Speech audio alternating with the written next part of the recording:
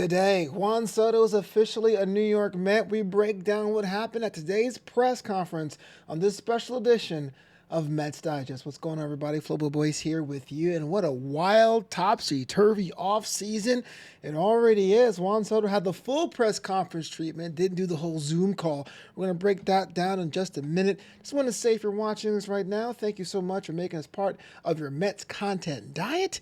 Myself, alongside Mike D'Angelo, work tirelessly to give you the content you love. So, if you're watching right now, do us a favor, hit that like, hit that subscribe, and comment. We read the comments, at least I read the comments, positive, negative, and everywhere in between. You know, as I'm recording this, Juan Soto's press conference is just about a few minutes elapsed, and a lot of things came from that I want to discuss with you. But the one thing that made me chuckle was when Juan was really asked about, hey, you know, after the coming over to Queens, have you been in contact with anyone from the Yankees organization? He says, quote, I didn't talk to any of those guys. I'm not the biggest Juan Soto fan, but I might just buy a Juan Soto jersey after today. Yes, it is official. Signing day is upon us. The press conference itself had pretty much the murderer's row. You had Juan Soto, you had Steve Cohen, you had David Stearns, and of course you had Scott Boras up there making it official, putting on the jersey. With a fantastic moment if you're a Mets fan, for not only the fact that you had such a generational talent such as Mr. Soto, but what it represents for the squad. And it really felt like we got some confirmation on some things that were kind of said in rumor and passing during the free agency. One, there was multiple meetings between Soto's camp and Steve Cohen. Yes, some of those meetings, or one of those meetings, happened at Steve Cohen's house in California, so we know a little bit more about that. Yes, the jerseys are now available over at the MLB store and the team store, but in all seriousness, we also get an idea of what really was the factor that made Juan come over from the Bronx. And yes, I understand we're all Mets fans, so we're a bit biased, but the Yankees are a fantastic organization in theory. They are the most winningest sports franchise in all North American sports. If you want to be able to have a legacy, why not do it there? It really was, to quote Vin Diesel, about family. It looks like there really was a point of contention between the Yankee way of doing things, not conceding with certain things that Juan Soto asked for, like a suite for his family, or even being able to have them with even fuller access than they were now. The Yankees are pretty much conservative when it comes to that sort of thing. They really like to have an idea of everyone's created equal, and that was just enough. The staff over at SNY, that's how I watched the show, shout out to them, they just do fantastic work, was really saying, look, this is a guy who doesn't really party, doesn't drink, he doesn't necessarily need to be in the biggest city in the world, but he's in a city with a big Dominican population, and he likes to come to the ballpark, do his thing, and go home. And so it really was the secret sauce of Steve Cohen and Alex Cohen, who got a special shout out for her work for the different initiatives around the Mets organization, really getting home the fact that we are a family, we do things,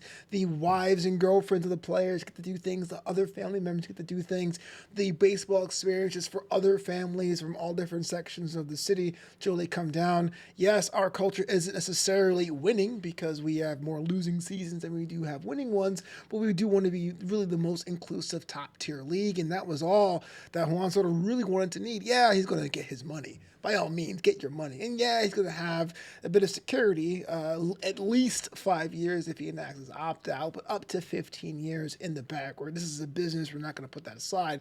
But really, when it comes down to it, we all want to work where you're comfortable. So again, even though the signing is something I wouldn't have spent $765 million on, one, it ain't my money, but two, I actually understand on both sides what everyone needs and how they can benefit each other.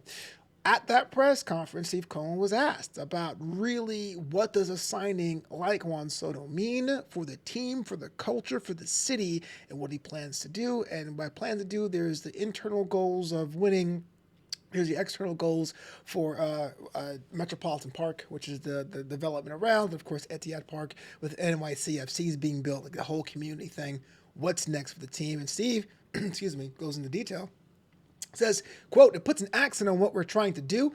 It accelerates our goal in trying to win championships. My goal was to change how the Mets were viewed. And I think we're on the path of changing that. And that, give or take a grimace, is already ahead of schedule. We're in a constant state of improvement, but the Mets are going to be one of the premier elite teams in Major League Baseball. I apologize for the typo. It should be premier without the last E, but I just been typing really fast. But yes, this is exactly what we're talking about. You want to talk about watershed moments. I know everyone has their own opinion of Juan Soto, whether he's a generational talent and you believe the case, or you've seen that reel of him dropping all those balls in right field. This can be a shift into why the Mets on their own can be a draw. For me, growing up, representation matters. I am a Mets fan to this day because when I flipped on New York City baseball, there were people that looked like me. We're talking about Butch Husky and Bernard Gilkey and Mo Vaughn came a little later and Strawberry and Doc Gooden. And I was a big kid. I was a heavy-set kid, so I loved Benny Agbayani. I felt like he was like me. He was shaped like me. And we didn't really have that in the Bronx. That's why I became a fan. But the idea is once you have a team that has an identity, has a culture, you see more people of different sizes and shapes playing for the banner of New York, maybe having the winning culture in the traditional sense of a monument park and the museums may not be the appeal for the next generation of players. Again, you can't really knock the Yankees organization. They are successful for a reason. I can totally understand if someone's saying, look, I'm a decent player, I got a stock, I'm going to put that somewhere else. Speaking about culture, though, I just want to touch upon that before I move on. I was actually reading up this article on Amazing Avenue, which is the SB Nation site for Mets coverage. And it really leads into the fact that Juan Soto is another component of the appeal to Latin players. Right? As it is right now, we don't really know the roster for 2024 to 2025. A lot of free agents to play. There are players from Dominican Republic and Marte and Soto, and Puerto Rico from Lindor, and Venezuela from Alvarez, and even the coach Carlos Mendoza. Like, it really is kind of an appeal on the field of people from the Latin American style of ball, which is a bit more lively, where we're okay to have an OMG concert after a game. And it's great that this new era's iteration of Mets still kind of falls into what the team was originally about, and that was making sure baseball had its own voice in the National League when it was founded in the early 1960s.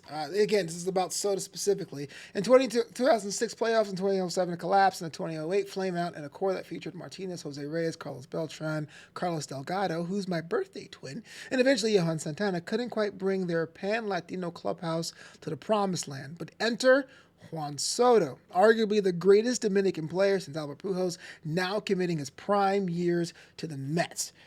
And again, an on-field flair will probably bring baseball fans mixed with a game day experience will probably bring on looky-loos, and the spirit of inclusion of family members, all different sizes and types, will make people stay. So from a business standpoint, this is already paying dividends for the Mets team. Here's a team now that cannot be laughed off. You cannot lull Mets them if they pull out this BDE move of signing Juan Soto.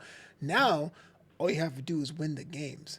Do yourself a favor, if you haven't already. You got to go back and watch the press conference in full. But to me, it just seemed like here's somebody in his prime that knew they were getting money from multiple things. Let's be real. Even the third best offer, the $700 million from Boston, is nothing to sneeze at. But ultimately, really chose a team based on he felt comfortable, his family felt comfortable, and can really be the linchpin to push this team over the line.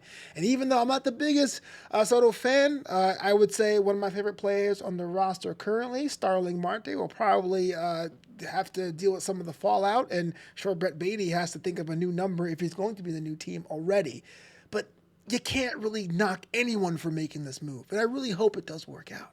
So, oh man, it is a bright day here in Mets fandom. Check on your Yankee fans. Between this and Crochet going to Boston, all your Yankee fans are down bad, so check on them. Let me know how you feel. I'll be back sooner rather than later with more Mets content. But until next time, as always, it's LGM to the bitter end.